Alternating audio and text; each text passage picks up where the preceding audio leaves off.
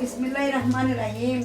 আমার প্রিয় পারভিন ভাবির হাতের পাটিসাপটা আমরা এখন সবাই মানে এনজয় করে খাচ্ছি, সবাই মানে একত্রিত হয়ে আমরা এনজয় করে খাচ্ছি। এটাই তো মজা। এত টেস্ট, আমি অলরেডি এক পিস খেয়ে ফেলছি এখন।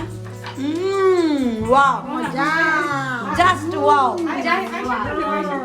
ওয়াও, এত মজা এত মজা, আহা। চলে আসলাম আবার মন করা রেসিপি নিয়ে। আজকের রেসিপিতে থাকবে পাটিসাপটা, বিনু সাথে পাটিসাপটা পিঠা। আমি যেভাবে তৈরি করি ঠিক ওইভাবেই আপনাদের সাথে আজকে শেয়ার করব।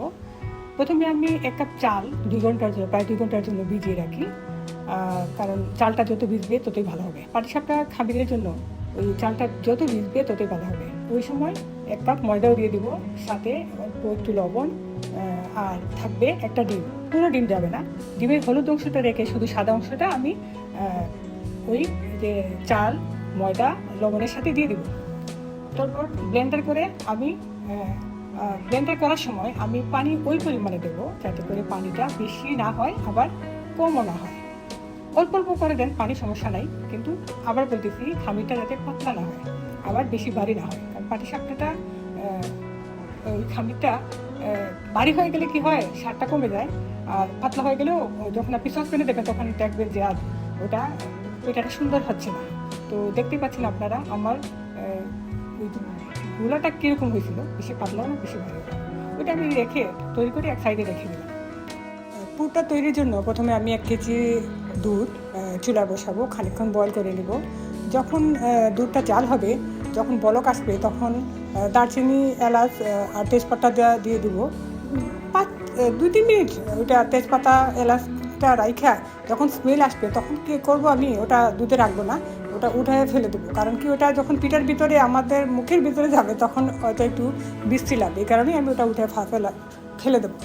তো তারপরে আমি ওই যখন বলক আসবে, বলক আসার সাথে সাথে 1.5 কাপের মতো যে সুজি আর 1.5 কাপ চিনিটা রাখছিলাম ওইটা দিয়ে দিব।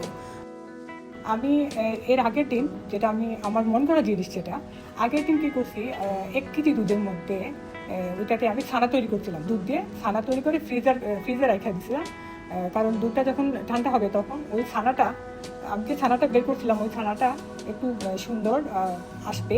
আর তখন ওই দুধের মধ্যে গেলে ওই ছানাটা একটু আলাদা আলাদাভাবে দেখতে পাবেন, এই ছানাটাও দেখা যাচ্ছে সুজির সাথে, আর টেস্টটাও ডিফারেন্ট আসবে। তারপরে আমি আমার মনে পড়লো যে আমার ঘরে আমুলের ঘি ছিল, আমি ওইখানটা থেকে এক চামচ মতো প্রায় ওই খামিরের মধ্যে, যেখানটায় আমি সুজি আর ছানা দিয়েছিলাম, ওইখানে ওই অল্প একটু ঘি দিয়ে নেড়ে 5 থেকে 6 মিনিট রেখে আমি নামাই দিচ্ছি।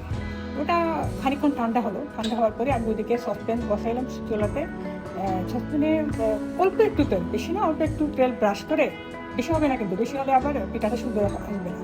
অল্প একটু তেল সসপ্যানে ব্রাশ করে আমি ওই যে চালের যে খামিরটা করছিলাম ওইটা সসপ্যানে দিয়ে ছড়ায়, চতুর্দিকে ছড়ায় ওটাতে একটা রুটির মতো করে নিলাম।